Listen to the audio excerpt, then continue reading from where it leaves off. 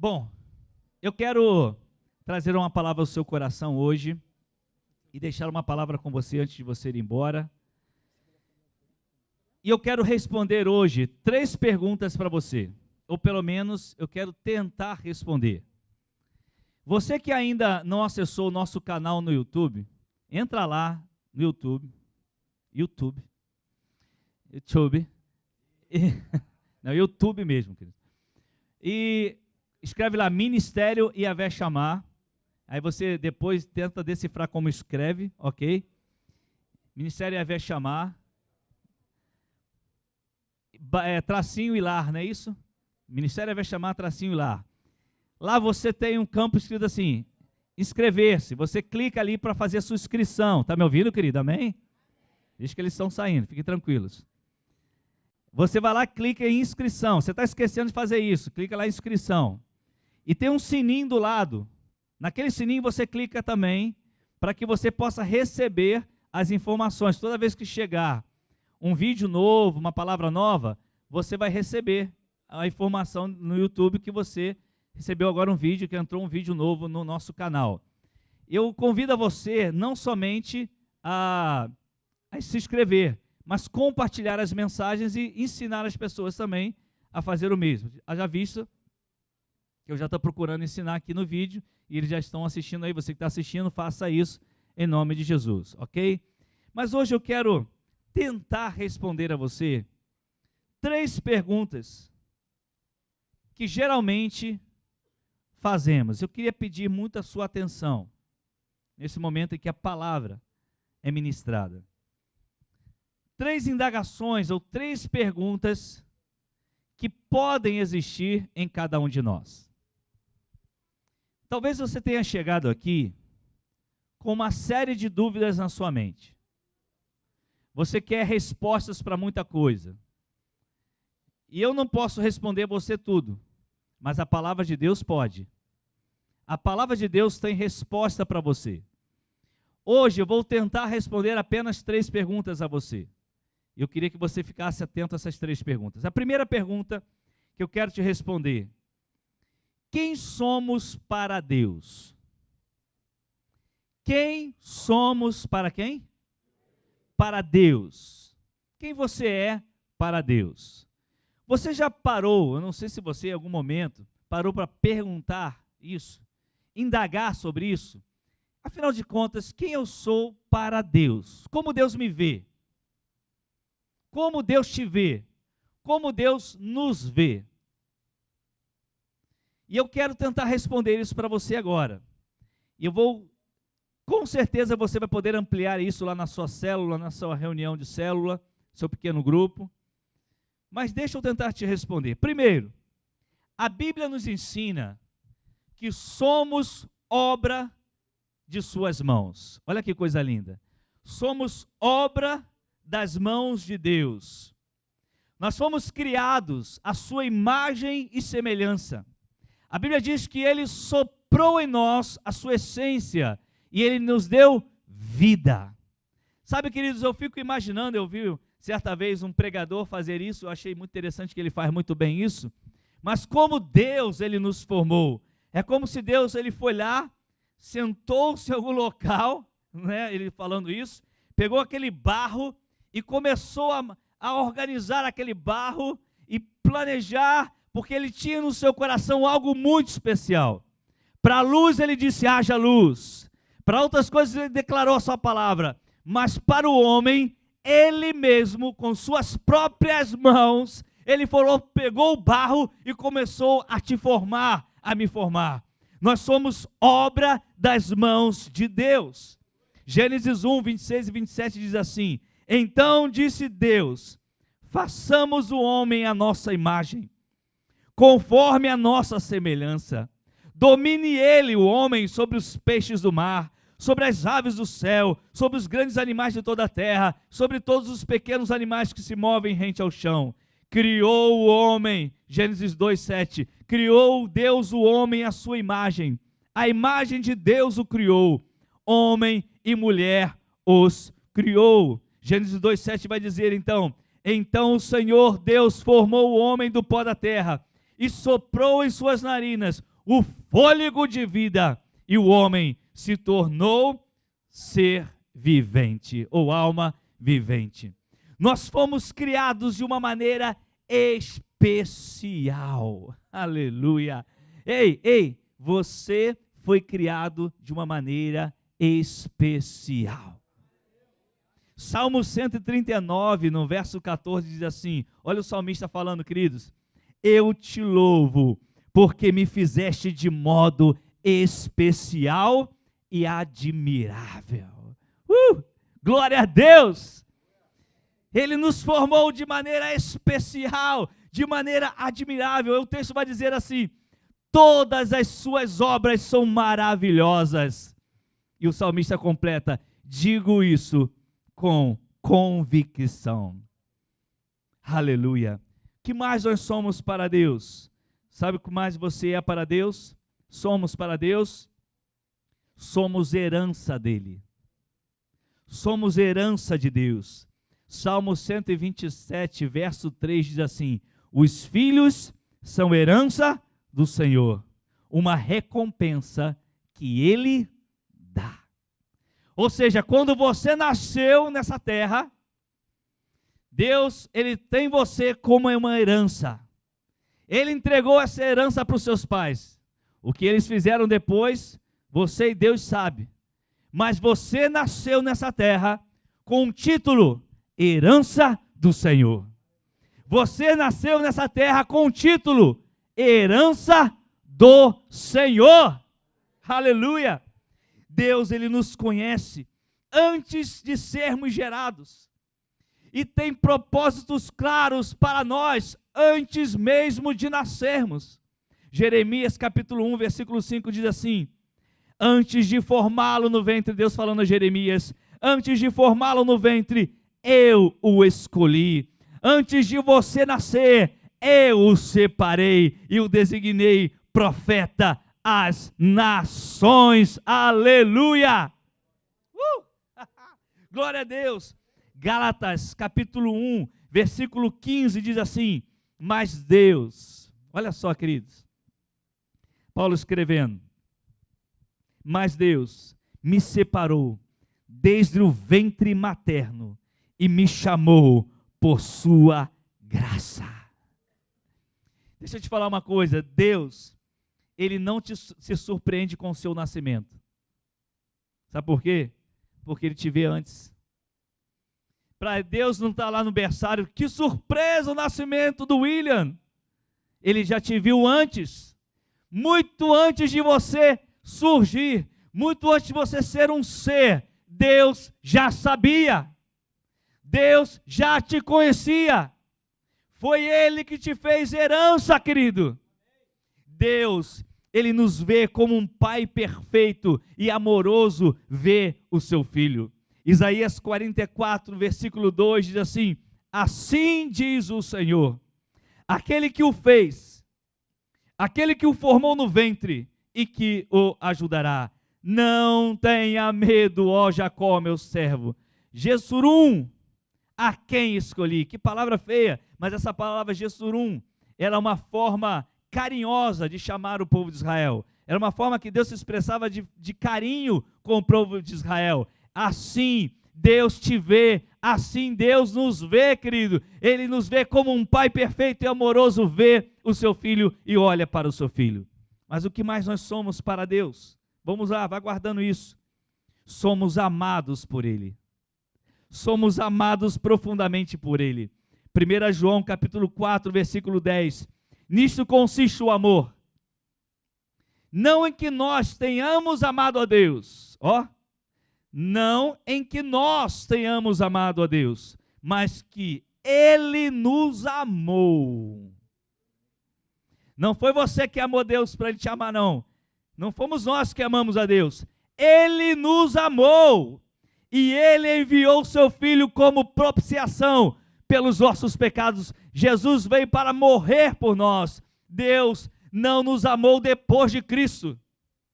Deus sempre nos amou. Não foi em Jesus que Deus nos amou. Jesus foi a prova maior do seu amor. Mas antes de Jesus, Ele já te amava.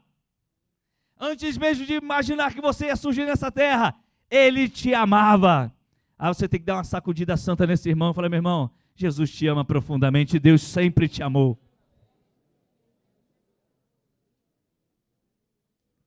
Deus sempre te amou, querido. Aleluia. Sabe o que mais nós somos para Deus? Preste atenção. Somos seres criados com um propósito. Somos seres criados com um propósito. Deus disse lá através de Jeremias: porque sou eu, Jeremias 29:11, porque sou eu que conheço os planos que tenho para vocês, diz o Senhor. Planos de fazê-los prosperar e não de causar dano, planos de dar a vocês esperança e um futuro. Aleluia! Deus nos fez como seres, somos seres criados por Deus com um propósito. Talvez você chegou aqui: eu não tenho propósito, eu não sei o que fazer. Deus te criou com um propósito. Ele diz: sou eu que conheço os planos que tenho para vocês. E Ele quer revelar esses planos a você. Sabe o que mais nós somos para Deus? Somos livres para escolher amá-lo. Deus não criou um robô. Deus não fez robôs. Deus, quando fez o homem, Ele pensou assim: eu vou criar alguém, a minha imagem e semelhança, que vai me amar livremente, vai escolher me amar, vai escolher andar comigo. Muita gente fala assim: por que Deus não vem à terra e acaba com a maldade de uma vez? Essa é uma outra pergunta que você deve fazer. Porque Deus é justo. Ele não fez um robô, Ele fez um ser humano, a imagem e semelhança dele, com a liberdade de fazer uma escolha, de servi-lo e de amá-lo. Ele deu a você e a mim a liberdade de escolher amá-lo. Mateus 11, 28 e 30 diz assim: venham a mim, todos os que estão cansados e sobrecarregados, e eu darei descanso a vocês. Tomem sobre vocês o meu jugo, e aprendam de mim, pois sou manso e humilde de coração, e vocês encontrarão descanso para as suas almas, pois o meu jugo é suave e o meu fardo é leve. Olha o convite, é um convite de Deus por meio de Jesus. Nós podemos aceitar ou não este convite. Ele te fez livre para escolher amá-lo. É assim que Deus nos vê, livres para amá-lo e servi-lo. O que você não é para Deus? Querido, você não é um erro. Você não é um acidente. Talvez seu pai e sua mãe falem assim: foi um acidente, aí você veio. Esqueceu de tomar um remédio naquele dia.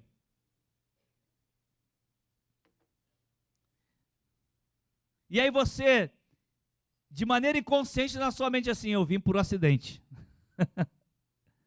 Eu vim por um erro dos meus pais. Eu vim por um erro de alguém. Você não é um erro para Deus. Você não é um acidente, você não é um inútil, você não é um rejeitado. Você é herança de Deus. Você nasceu com o título herança do Senhor. Olha para essa pessoa linda que está do seu lado e fala assim: você é herança do Senhor. Fala: muito prazer, herança do Senhor.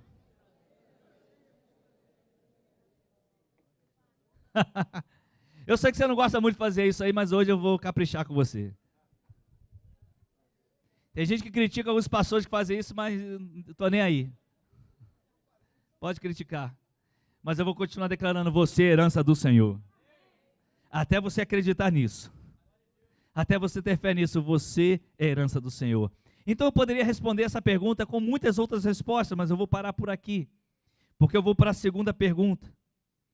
E a segunda pergunta é: o que nos tornamos? Bom, primeiro, o que somos para Deus? Respondemos aqui com alguns pontos.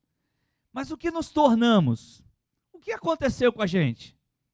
A Bíblia fala em Romanos capítulo 3, versículo 23 o seguinte: porque todos pecaram e destituídos estão da glória de Deus. O que é destituído? Separado, longe da presença de Deus. Então a Bíblia está afirmando que todos nós pecamos. E por isso, todos nós nos separamos da presença de Deus. Então a primeira consequência do pecado na vida do ser humano, quando Adão e Eva pecaram lá, a primeira consequência na nossa vida foi justamente essa separação que tivemos com Deus. Nos tornamos pessoas longe de Deus.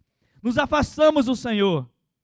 Então a nossa condenação eterna é justamente essa separação. Por isso alguns chamam, e na Bíblia fala, de morte eterna. Morte é uma palavra que significa separação. Ou seja, a condenação eterna é a nossa separação de Deus. Então o que nós nos tornamos? Nos tornamos pessoas longe de Deus, separadas de Deus, mortas eternamente, condenadas por isso. Por quê? Devido ao pecado. Sabe qual a segunda consequência que gerou em nós o pecado? A segunda consequência foi um coração de cobiça. Um coração de cobiça. Tiago capítulo 1, versículo 14 diz assim: cada um, porém, é tentado pelo próprio mau desejo, sendo por este arrastado e seduzido. A segunda consequência é justamente isso. Quando o pecado entrou em nossa vida, nos separamos de Deus e algo começou a ser gerado em nós chamado cobiça ou mau desejo. A partir daí, vem todos os comportamentos e ações do homem para com tudo e para com todos que estão ao seu redor. Nós não somos pecadores porque pecamos, entenda isso. Nós pecamos porque somos por natureza pecadores. Vou repetir. Nós não somos pecadores porque pecamos. Nós pecamos porque somos por natureza pecadores.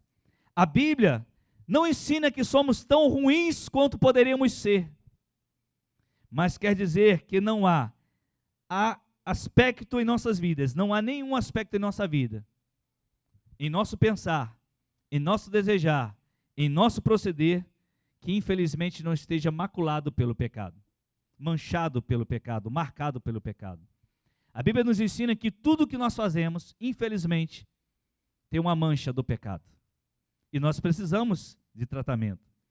Isaías 64, versículo 6, ensina até que as nossas melhores obras, ele chama de trapo de imundícia. Olha que coisa pesada. Por quê? Porque essas obras já vêm com corações comprometidos com a própria glória e não com a glória de Deus. Você já percebeu quanto que o homem realiza coisas justamente para a sua própria glória? São poucas pessoas que ajudam o outro sem pedir nada em troca.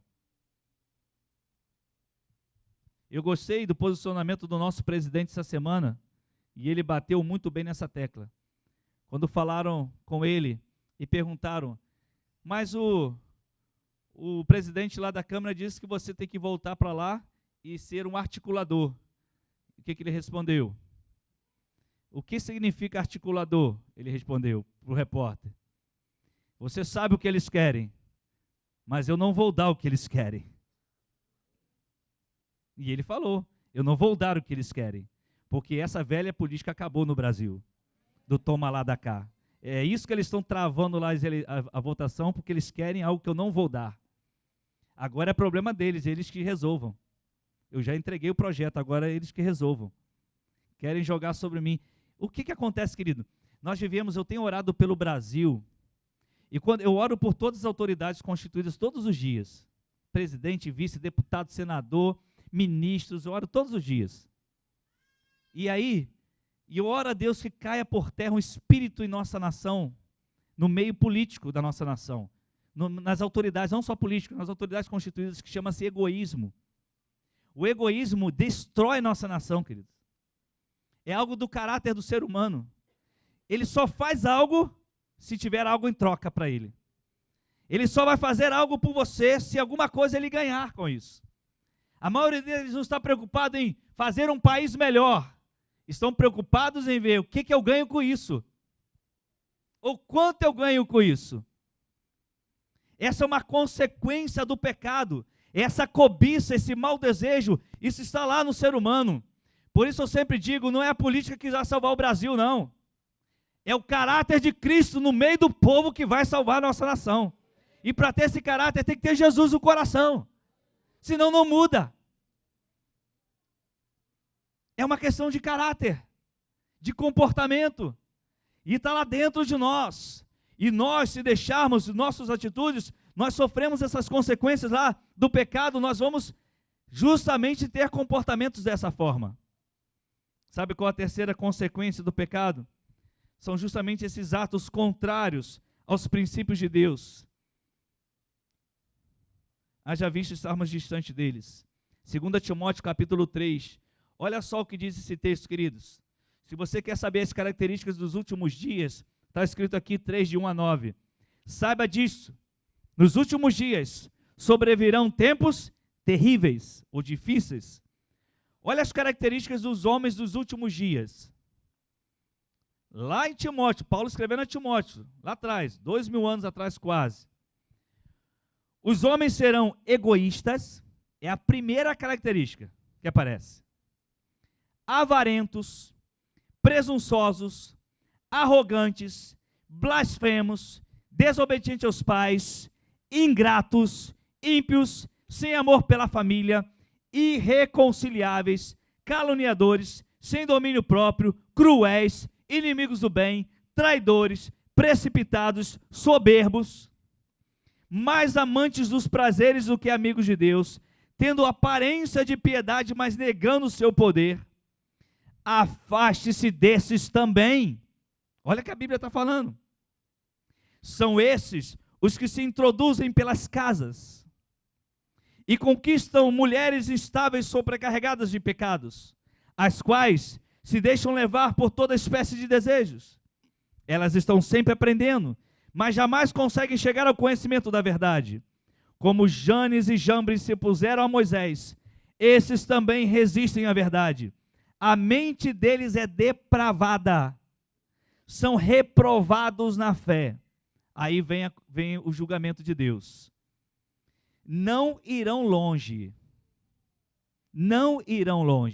porém, como no caso daqueles quem? Janes e Jambres, como no caso deles, a sua insensatez se tornará evidente a todos. A todos. O que é que nós nos tornamos, queridos? O que é que nós nos tornamos sem Deus? Olha o que o pecado fez na nossa vida, como ele destruiu. Olha o que somos para Deus, como Deus nos criou, herança, obra-prima, de maneira especial. Ele nos ama, Ele nos fez de maneira extraordinária. E olha o que nós nos tornamos. Mas eu quero responder a última pergunta agora. O que Deus deseja para nós novamente? O que Deus deseja para nós novamente? E eu quero citar para vocês João capítulo 3, versículo 16. E eu quero que você fale comigo. Porque Deus amou o mundo de tal maneira que deu seu Filho unigênito, para que todo aquele que nele crê não pereça, mas tenha a vida eterna. O que Deus deseja para nós novamente?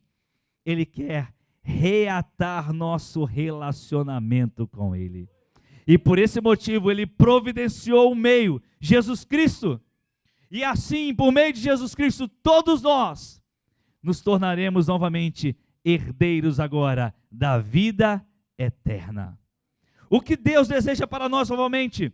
Ele deseja a salvação eterna. Nós não recebemos a separação eterna, mas agora Ele quer nos dar salvação eterna. Salvação de quê? Daquela separação que nós falamos. Efésios capítulo 2, versículo 8 diz: pois vocês são salvos pela graça, por meio da fé, e isso não vem de vocês, é dom de Deus. A salvação de Deus não é algo que você consegue alcançar por seus próprios méritos. Você e eu não temos condição de sermos salvos, de alcançarmos um relacionamento com Deus, sem que passemos pelo crivo da cruz, sem que passemos por aquilo que Jesus fez na cruz, sem que reconheçamos o que Jesus fez na cruz. Quando nós reconhecemos isso, quando nós tomamos posse disso, Ele retoma um relacionamento com a gente novamente. E o que Ele faz? Ele nos dá a salvação que é eterna. Aquele que tem o Filho tem a vida. Aleluia! O que Deus deseja para nós novamente? Nós estávamos perdidos, nos tornamos longe dele, separados. Entramos por rotas terríveis. Mas Ele quer nos tornar filhos e não somente criaturas. Você se torna filho de Deus. Ei, meu irmão, acho que você não entendeu. Não é um mero título. João 1,12, contudo, aos que o receberam, receberam quem? Jesus. Aos que creram em seu nome, deu-lhes o direito. Em algumas versões está o poder, não é isso? Deu-lhes o direito ou o poder de se tornarem o quê?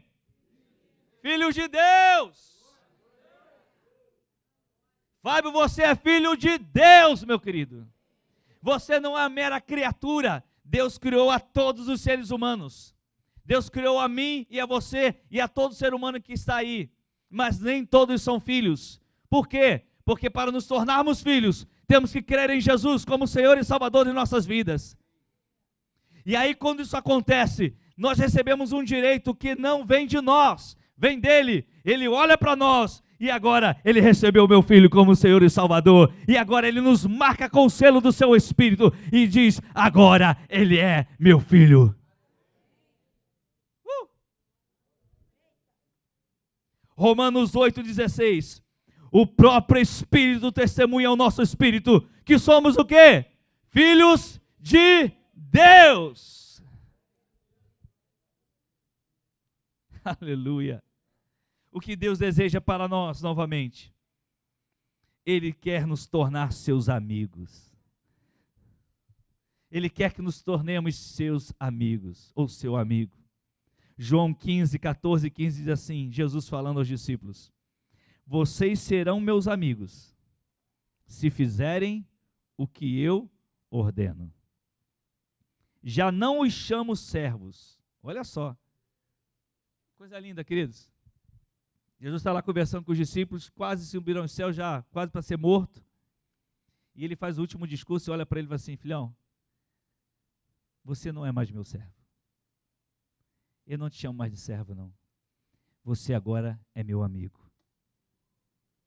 Você imagina o Criador, todo-poderoso, que tem na palma das mãos o universo, que com o sopro de sua boca destrói tudo se ele quiser, que o diabo se dobra, todo o inferno se dobra diante dele, que toda língua vai ter que confessar que ele é o Senhor, que ele é todo-poderoso, que não há nada que ele não possa mover, nada que ele não possa fazer. Ele olha para aqueles homens pecadores como eu e você, Júnior, e ele olha para todos eles e diz assim, já não os chamo servos mais, porque o servo não sabe o que o seu Senhor faz. Em vez disso, eu agora vou chamá-los de amigos. Vocês são meus amigos, porque tudo que eu ouvi de meu Pai, eu tornei conhecido a vocês. Vocês criaram um relacionamento comigo. Vocês agora são meus amigos. Vocês conhecem o meu coração, eu conheço o coração de vocês. Vocês são meus amigos. O que Deus quer fazer novamente? Lembra do pecado? Nos separou? Nos levou para longe? Rodrigo. E o que Ele quer fazer? Ele quer que a gente fique perto. Ele quer que a gente se torne amigo. Sabe o que mais Ele quer nos fazer novamente? Ele quer nos proteger. 1 João 5,18. Sabemos que todo aquele que é nascido de Deus não está no pecado. Aquele que nasceu de Deus, o protege. E o maligno não o atinge. E o maligno não o atinge. Essa versão aqui, a melhor tradução seria, aquele que nasceu de Deus está protegido pelo Senhor, porque ele absorveu aquilo que Deus o ensinou. Então ele se torna protegido pelo Senhor, porque ele absorveu aquilo que Deus o ensinou. E assim, quando ele absorve aquilo que Deus o ensinou, o maligno então não pode lhe tocar. Romanos 8:31 diz assim: que diremos, pois, diante dessas coisas? Completa aí. Que diremos, pois, diante dessas coisas? Se Deus é por nós, quem será contra nós? Quem é louco?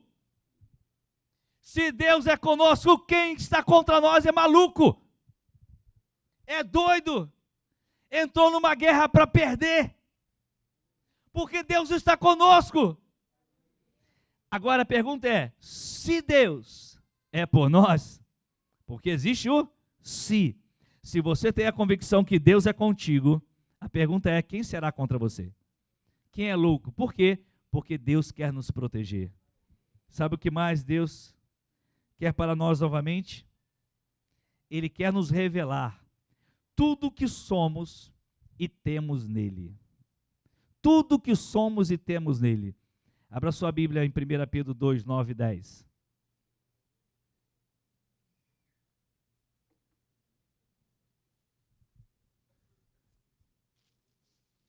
1 Pedro 2, 9 e 10. Ele quer nos revelar tudo que somos e temos nele. Aleluia. Olha o que ele vai dizer para você e para mim.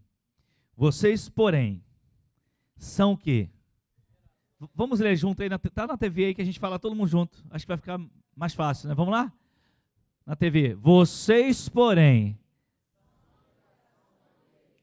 sacerdócio real, nação santa, povo exclusivo para anunciar as grandezas daquele que o chamou das trevas. Versículo 10. Antes vocês nem sequer eram povo, mas agora são o quê? Não haviam recebido misericórdia, mas agora a receberão. Aleluia! Dê um aplauso a Jesus por isso. Aleluia! Em Cristo. Queridos, olhando esse texto, em Cristo eu me torno eleito, eu me torno escolhido, eu me torno revestido de autoridade, eu me torno um sacerdócio, ou seja, é um cristão que tem acesso direto a Deus, sem a necessidade de nenhum sacrifício externo. Eu me torno, junto como igreja, uma multidão associada, eu me torno uma multidão unida e sagrada, separada por Deus. Nesse versículo é interessante que aparece uma palavra no grego aí chamado laos, que significa povo do Senhor, povo adquirido por Deus. Ou seja, nós somos totalmente, exclusivamente do próprio Deus. Você não é do diabo, você é de Deus. É isso que você é. Você é propriedade exclusiva. Deus te comprou pelo sangue do Cordeiro. Ele pagou o maior preço.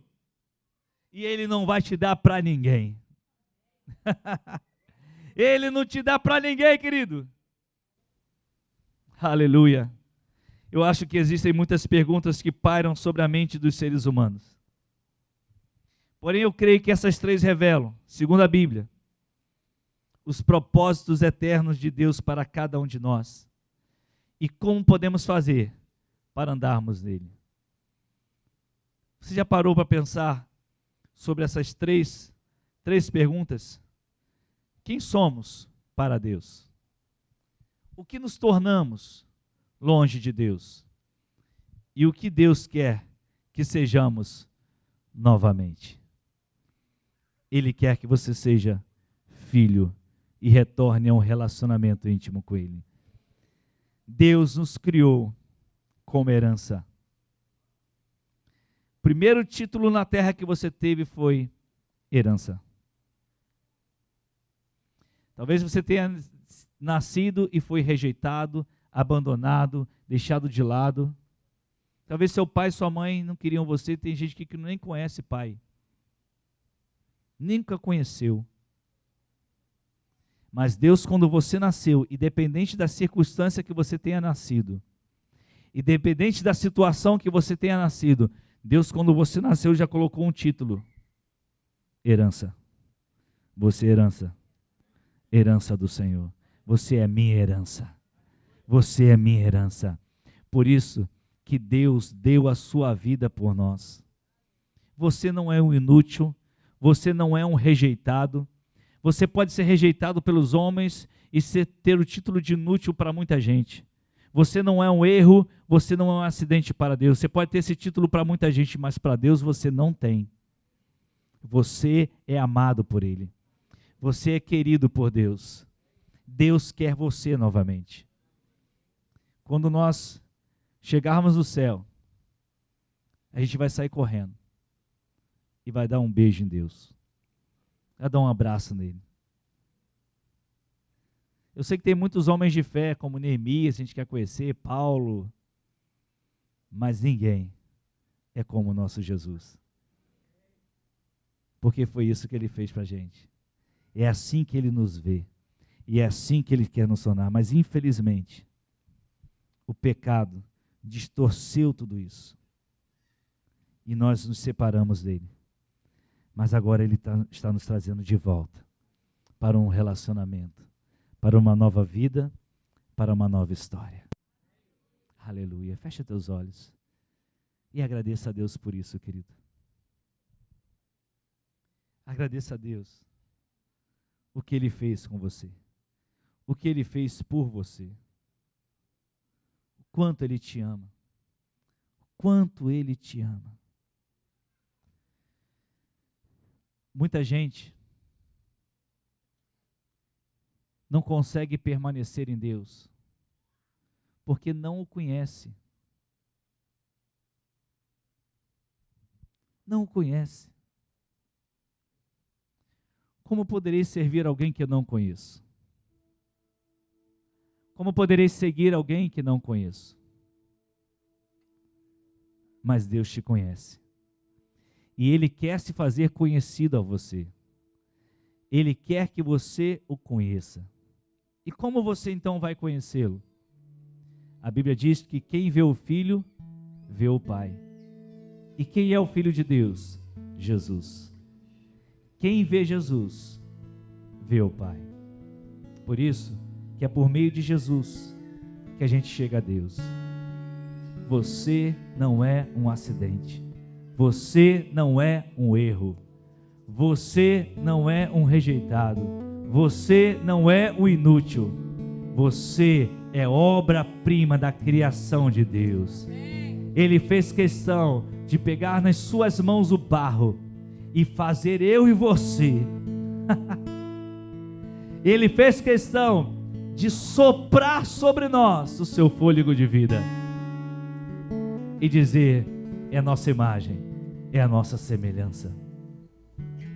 E todos os dias o Pai, Ele amava conversar comigo e com você lá no Éden, através de Adão e Eva. Ele queria conversar com o homem. Ele queria compartilhar dos céus com o homem.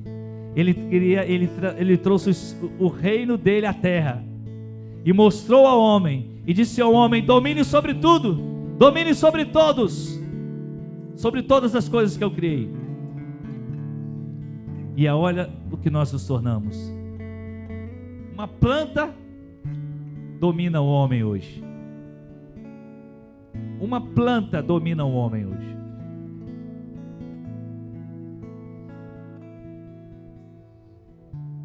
Através dos vícios. O homem se tornou dominado. Mas Deus disse: eu vou providenciar uma maneira. Eu vou dar a minha vida por esse homem. Eu vou resgatá-lo novamente. Porque aquilo que eu fiz lá no Éden, eu vou repetir através de Jesus. Um novo tempo e uma nova história. E uma nova terra eu darei a esse homem. Eu não sei se você chegou aqui nessa noite talvez se sentindo inútil, um rejeitado. Alguém disse que você era um erro ou um acidente. E você ouviu hoje que Jesus te ama, que Jesus te quer ter um relacionamento íntimo com você. Ele quer te conhecer mais. E o meio que Ele criou para isso é o próprio Jesus. Não é pastor, não é padre, não é papa, não é ninguém, é Jesus. Jesus é o único caminho, a verdade e a vida. Não é uma igreja, é Jesus. Ele sim